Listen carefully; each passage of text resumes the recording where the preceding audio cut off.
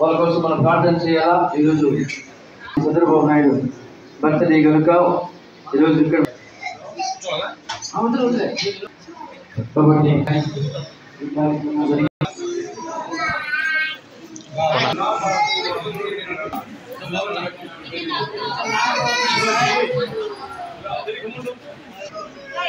ఈ యొక్క సందర్భంగా ఈ పండుగలో మీరు ఈరోజు ముఖ్యమంత్రి రోజుని కూర్చారు.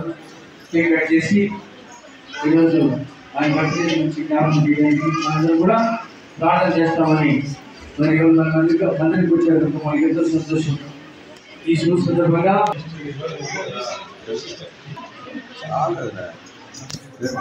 ఇక్కడికి విచ్చేసిన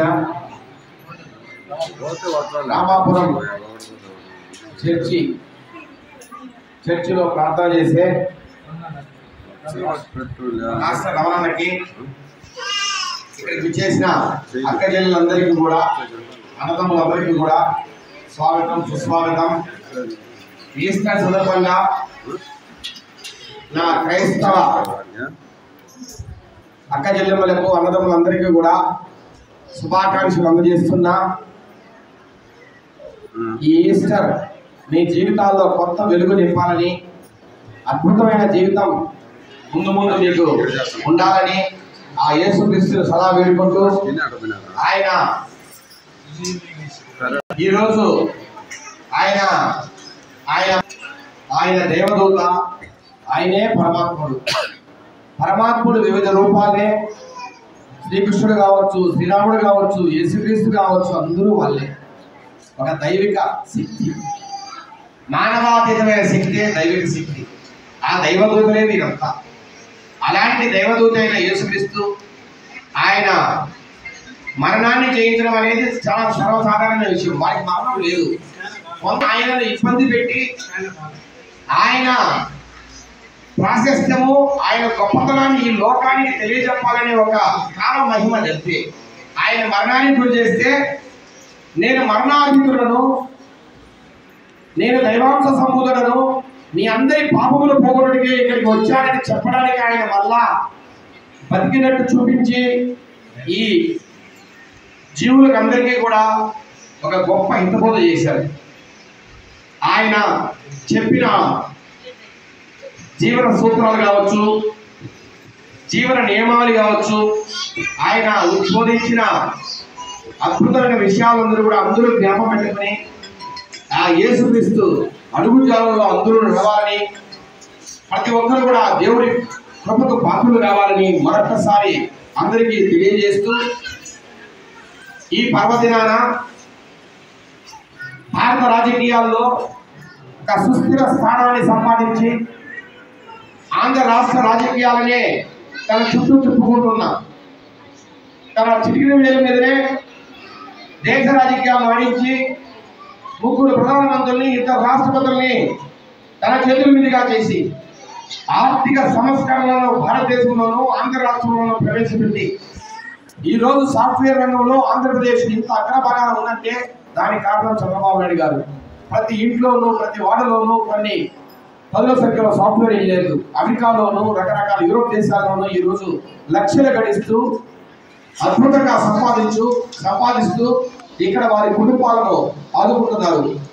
ఒకప్పుడు మీరు ఆలోచించండి, ఒక 20 ఏళ్ల కిందట ఎన్ని మిత్రులు మన ఊళ్ళలో ఉన్నాయో ఈ రోజు అంతా బాగా ఇల్లు కడుతున్నారు.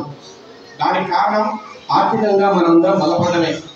ఆర్థికంగా బలపడమంటే మనకు పూర్తిగా సాఫ్ట్వేర్ రంగమే. ప్రతి ఇంట్లో సాఫ్ట్వేర్ ఇంజనీర్ లక్షలు సంపాదిస్తూ ఇక్కడికి పంపిస్తున్నాడు కాబట్టి అందరూ మిత్రులు వాడీలు కట్టి అద్భుతంగా ఆనందంగా జీవించగలుగుతున్నారు.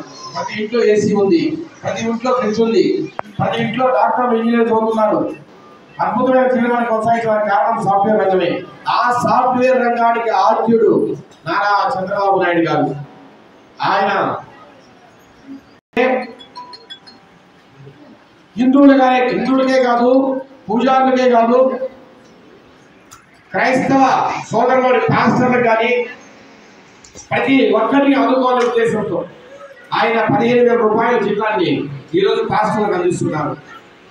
ఒక రాష్ట్ర ప్రభుత్వం పూజారులు కావచ్చు, పాస్టర్లు కావచ్చు, ఇమాములు కావచ్చు, అందరికీ కూడా డబ్బులు ఇస్తోందంటే నిజంగా కూడా అది దైవ ప్రభుత్వమే. నేను ఒక్కటే చెప్తున్నా, ఎక్కడైనా దైవం సంబంధించిన ప్రార్థన జరుగుతున్నాయంటే ఆ భూమి ఎప్పుడు కూడా కలకలాడుతుంటుంది. ఆ భూమి ఎప్పటికీ సజీవంగా నిలుస్తుంది. అక్కడ ఇబ్బందులు రావు. ఏ రకమైన డ్రాట్స్ కానీ, ఏ రకమైన ఇబ్బందులు కానీ, ప్రకృతి వైపరీత్యాలు కానీ అక్కడ రావు.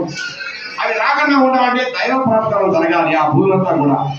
అది హిందూ మతం కావచ్చు, క్రైస్తవ మతం కావచ్చు, లేదంటే ముస్లిమాన్ మతం కావచ్చు. ముస్లింలు అందరూ కూడా ఎవరి రకాల్లో వాళ్ళ ప్రార్థనలు చేస్తారు.